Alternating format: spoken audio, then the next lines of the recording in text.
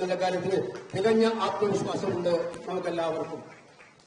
സണ്ണിയോടൊപ്പം UDFന്റെ കൺവീനറായി MMS നേരത്തെ ഞാൻ സൂചിപ്പിച്ചു. വളരെ മനോഹരമായിട്ട് UDFന്റെ കൺവീനർ എന്ന നിലയിൽ എല്ലാവരെയും ഏകോപിപ്പിച്ചുകൊണ്ടായിരുന്നു അദ്ദേഹത്തിന്റെ പ്രവർത്തനം. ഒരു പരാതിയും ആർക്കും ഇല്ലാത്തവണ്ണം നന്നായി മുന്നോട്ട് പോയി. ഒരു ടീം പാക്കേജ് വേണം കേരളത്തിൽ. പുനഃസംഘടന ഉണ്ടാകുമ്പോൾ ഒരു ടീം പാക്കേജ് വേണം എന്നതിന്റെ ഒറ്റ ഭാഗമായതുകൊണ്ട് മാത്രമാണ് MMS ആ സ്ഥാനത്ത് മാറുന്നത്.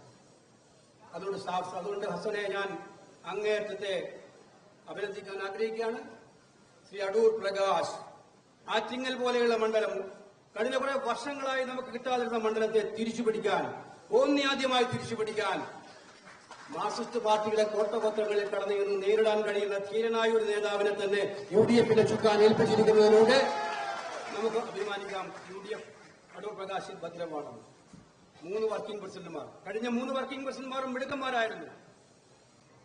കോൺഗ്രസ് പ്രവർത്തക സമിതിയിലെ അംഗം, പാർലമെന്റിലെ കോൺഗ്രസിന്റെ ലോക്സഭയിലെ ചീഫ് വിപ്പ്, വർക്കിംഗ് പ്രസിഡന്റ് എന്ന നിലയിലും സുരേഷ് നല്ല പ്രകടനമാണ് കാഴ്ചവെച്ചത്.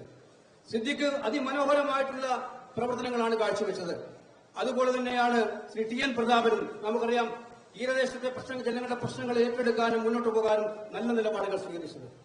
അവർ 3 പേരും പൊതുവായ പുനഃസംഘടനയുടെ ഭാഗമായി മാറി നിൽക്കാൻ തീരുമാനിച്ചപ്പോൾ വന്ന 3 പേർ നിങ്ങൾക്ക് എല്ലാവർക്കും അറിയാം. കേരളത്തിലെ കോൺഗ്രസുകാർ മനസ്സിൽ താലോലിക്കുന്ന പേരുകളാണ്. ശ്രീ ഷാഫി പറമ്പിലും ശ്രീ അനിൽകുമാറും ശ്രീ PC കൃഷ്ണദാസുമെന്ന് ഉറപ്പിച്ചു പറയാൻ സാധിക്കും. സണ്ണിയുടെ പുതിയ മാധ്യമങ്ങളൊക്കെ new Sunny team is arrived. Congress എന്ന് പറയുന്നത് ഒരു ടീം വർക്കാണ്. ഒരാൾക്കൊന്നും ഒറ്റയ്ക്ക് ചെയ്യാൻ പറ്റില്ല. കോൺഗ്രസ് എല്ലാ കാലത്തും ഒരു ടീം വർക്കിലൂടെ മാത്രമേ ജയിക്കാൻ കഴിഞ്ഞിട്ടുള്ളൂ. സണ്ണിയുടെ നേതൃത്വത്തിൽ 3 വർക്കിംഗ് പ്രസിഡന്റുമാർ, CLP ഉണ്ട്. ഇവിടെ നിയമസഭയുടെ കാര്യങ്ങൾ നോക്കാനും നിയമസഭാ കക്ഷി നേതാവെന്നിൽ ശക്തമായി മുന്നോട്ട് പോവുകയും ചെയ്യുന്ന CLP ഉണ്ട്. പ്രവർത്തക സമിതി അംഗങ്ങളുണ്ട്. പാർട്ടിയുടെ ഒറ്റക്കെട്ടായിട്ടുള്ള മുൻ പ്രസിഡന്റുമാരുണ്ട്. താഴെ തൊട്ട് മുതൽ മുകളിലുള്ള പ്രവർത്തകരുണ്ട്. ഇവരെല്ലാവരും കൂടി നിന്നാൽ നമുക്ക് സംശയം വേണ്ട. നമ്മുടെ ലക്ഷ്യം വളരെ സീരിയസ് ലക്ഷ്യങ്ങളാണ്. 2025 നടക്കാൻ പോകുന്ന തദ്ദേശ ഭരണ സ്ഥാപന തെരഞ്ഞെടുപ്പുകളും 2026 നടക്കുന്ന നിയമസഭാ തെരഞ്ഞെടുപ്പുകളിലും കോൺഗ്രസിനെയും UDFനെയും വിജയിപ്പിക്കുക എന്നുള്ള ഏറ്റവും വലിയ ഭാരിച്ച ദൌത്യത്തിലേക്ക് ഇന്ന് ഈ ഇന്ദിരാഭവനിൽ നിന്നും കൂടുതൽ ക്രിയാത്മകമായി നമ്മൾ മുന്നോട്ട് പോവുകയാണ്. ഞാൻ വിനയപൂർവ്വം അഭ്യർത്ഥിക്കാൻ ആഗ്രഹിക്കുകയാണ്. ഞാൻ നേരത്തെ പറഞ്ഞു, ടീം വർക്കാണ്. ഈ ടീം ഒറ്റക്കെട്ടായി മുന്നോട്ട് പോകും. ലക്ഷ്യം ഒന്നേ ഒന്ന് ലക്ഷ്യം. ലക്ഷ്യത്തിന്റെ മുന്നിൽ എത്തിച്ചേരാനുള്ള ഏറ്റവും ശക്തമായ വഴി എന്ന് പറഞ്ഞ യോജിച്ചുള്ള വളരെ ചിട്ടയായിട്ടുള്ള പ്രവർത്തനങ്ങളാണ്. ആ ചിട്ടയായ പ്രവർത്തനങ്ങൾക്ക് ശക്തമായി മുന്നോട്ട് പോകാൻ പറ്റുന്ന ടീമുണ്ട്. അതിന് സഹായിക്കാൻ പറ്റുന്ന വലിയ നിരയുണ്ട്. ആ ടീമും നിരയും കൂടി യോജിച്ചുകൊണ്ട് തന്നെ കേരളത്തിലെ ജനങ്ങൾ പ്രതീക്ഷിക്കുന്ന ഒരു കാര്യമുണ്ട്. ജനങ്ങൾ മടുത്തൊരു ഭരണമാണ് കേരളത്തിൽ. കോൺഗ്രസുകാർ മാത്രമല്ല, കമ്മ്യൂണിസ്റ്റുകാർക്ക് പോലും മടുത്തൊരു ഭരണമാണ് കേരളത്തിലുള്ളത്. അതുകൊണ്ട് ആ ജനങ്ങളുടെ പ്രതീക്ഷകളെ ഒത്തുവരാൻ കോൺഗ്രസ് എല്ലാം ഒറ്റക്കെട്ടായി ഒരു ടീമായി വിജയത്തിലേക്ക് പോകുന്ന ഒരു കാഴ്ചയാണ് കേരളത്തിലെ ജനങ്ങൾ പ്രതീക്ഷിക്കുന്നത്. ആ പ്രതീക്ഷകൾക്ക് ഒത്തുവരാൻ ഇനി ഒരു നിമിഷം പോലും നമുക്ക് പാഴാക്കാനില്ല എന്നുള്ള കാര്യം നമ്മൾ ഓരോരുത്തരും മനസ്സിലാക്കണമെന്ന് വിനയപൂർവ്വം ഞാൻ അഭ്യർത്ഥിക്കുന്നു. എല്ലാവരും എല്ലാം മറന്ന്, എന്റെ കാര്യമല്ല നമ്മുടെ കാര്യം, എന്റെ പ്രശ്നമല്ല നമ്മുടെ പ്രശ്നം, എന്റെ ചിന്താഗതിയല്ല നമ്മുടെ ചിന്താഗതി, ഇതായിരിക്കണം വരുന്ന ഒരു വർഷക്കാലത്തെ ഓരോ കോൺഗ്രസുകാരൻ, അത് താഴെത്തട്ടിലെ വാർഡ് പ്രവർത്തകൻ മുതൽ അഖിലേന്ത്യാ കോൺഗ്രസ് കമ്മിറ്റിയുടെ നേതൃത്വത്തിൽ വരെയുള്ള നേതാക്കന്മാരായ ഞാനടക്കമുള്ള ആൾക്ക് വരെ ഉണ്ടാകേണ്ടത് എന്നുള്ള കാര്യം വിനയപൂർവ്വം ഞാൻ നിങ്ങളുടെ മുന്നിൽ സമർപ്പിക്കുകയാണ്. പാർട്ടി ഇല്ലെങ്കിൽ നമ്മൾ ആരുമില്ല. കോൺഗ്രസ് ആണ് എല്ലാം. മൈനസ് കോൺഗ്രസ് നമ്മളെല്ലാം വട്ടപൂജ്യമാണെന്ന് മുൻകാല അനുഭവങ്ങൾ നമ്മളെല്ലാം തെളിയിപ്പിച്ചിട്ടുണ്ട് എന്നുള്ള കാര്യം നമുക്കറിയാം. അതുകൊണ്ട് പാർട്ടിയെ ശക്തമാക്കാൻ, പാർട്ടി പ്രവർത്തനങ്ങളെ ബോധ്യപ്പെടുത്താൻ, മുന്നോട്ട് കൊണ്ടുപോകാൻ, പാർട്ടി കേണുകളിൽ നിൽക്കാനുള്ള പ്രവർത്തനങ്ങളുമായി മുന്നോട്ട് പോകണം. രാജ്യം അതീവ ഗുരുതരമായ വെല്ലുവിളി നേരിടുകയാണെന്ന് ഞാൻ ദീർഘിപ്പിക്കുന്നില്ല. AC ആണെന്ന് പറഞ്ഞാൽ നല്ല ചൂടാണ്, അവിടെ ദീർഘിപ്പിക്കാൻ ഞാനില്ല. ദേശീയ തലത്തിൽ ഒരു വല്ലാത്ത കാലത്തൂടെ നമ്മൾ കടന്നു പോവുകയാണ്. 2-3 ദിവസക്കാലമായി ഇന്ത്യ മുഴുവൻ നമ്മുടെ ധീരയായ നേതാവ് ഇന്ദിരാഗാന്ധിയെ ഓർമ്മിച്ചുകൊണ്ടിരിക്കുകയാണ്.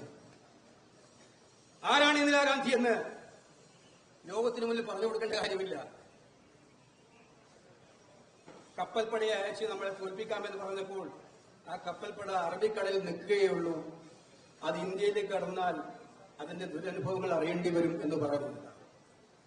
4000 മൈലുകൾക്കകലെയുള്ള ഏതെങ്കിലും രാജ്യം പറയുന്ന ഉപദേശങ്ങൾ കേൾക്കാനല്ല ഇന്ത്യയുടെ നയതന്ത്രവും ഇന്ത്യയുടെ ആഭ്യന്തര സുരക്ഷിതത്വവും എന്ന് ഉറച്ച നിലപാടെടുത്ത പ്രധാനമന്ത്രി ഇന്ന് പഹൽഗാമിലുണ്ടായ അതീവ ഗുരുതരമായിട്ടുള്ള സാഹചര്യങ്ങൾ നമുക്കെല്ലാവർക്കും അറിയാം. നമുക്ക് വേദനയുണ്ട്, ദുരന്തമുണ്ട്. നമ്മുടെ കേരളത്തിലെ ഒരു സഹപ്രവർത്തകൻ പോലും ജീവൻ ബലിയർപ്പിക്കേണ്ടി വന്ന ദുരന്തമാണ്. നമ്മളെല്ലാം അത് സംസാരിച്ചതാണ്. അവിടെ നമ്മുടെ സൈന്യം ശക്തമായി നടത്തിയ പോരാട്ടങ്ങളെല്ലാം ഞാൻ ബഹുമാനിക്കുന്നു. കോൺഗ്രസും ഇന്ത്യയിലെ പ്രതിപക്ഷങ്ങളും ഒറ്റക്കെട്ടായി ഗവൺമെന്റ് മുന്നിൽ നിന്നു. 2 സർവകക്ഷി യോഗങ്ങളിലും കോൺഗ്രസ് ശക്തമായ നിലപാടെടുത്തു. രാജ്യത്തിന്റെ കൂടെയാണ്, സൈന്യത്തിന്റെ കൂടെയാണ് ഇന്ത്യയിലെ കോൺഗ്രസ്, ഇന്ത്യയിലെ ഇന്ത്യ മുന്നണി. എല്ലാ പിന്തുണയും കൊടുത്തു, എല്ലാം മുന്നോട്ട് പോയി. സൈന്യം നന്നായി പോരാടി. സൈന്യത്തിനെ ഞങ്ങൾ സല്യൂട്ട് ചെയ്യുന്നു. പക്ഷെ ചോദ്യങ്ങൾ അന്തരീക്ഷത്തിൽ ഉയരുന്നുണ്ട്. ഇനി ചോദ്യങ്ങൾ ചോദിക്കാതെ പോകാൻ പറ്റില്ല നമുക്ക്. ചോദ്യങ്ങൾ ചോദിക്കുന്നത് ഭാവിയിലെ ഇന്നുണ്ടായ തെറ്റുകൾ ആവർത്തിക്കാതിരിക്കാൻ വേണ്ടിയിട്ടാണ് ചോദ്യങ്ങൾ. സിംല കരാർ ലംഘിക്കപ്പെട്ടോ എന്നുള്ള ചോദ്യം ഈ അന്തരീക്ഷത്തിൽ ഉയരുന്നുണ്ട്. കാശ്മീരും ഇന്ത്യയും തമ്മിൽ കാശ്മീരിന് വേണ്ടി ഇന്ത്യയും പാകിസ്ഥാനും തർക്കമുണ്ടായാൽ അവിടെ 3ാം കക്ഷിയുടെ ഇടപെടൽ ഉണ്ടാകില്ല എന്നുള്ള സിംല കരാർ ലംഘിച്ചോ?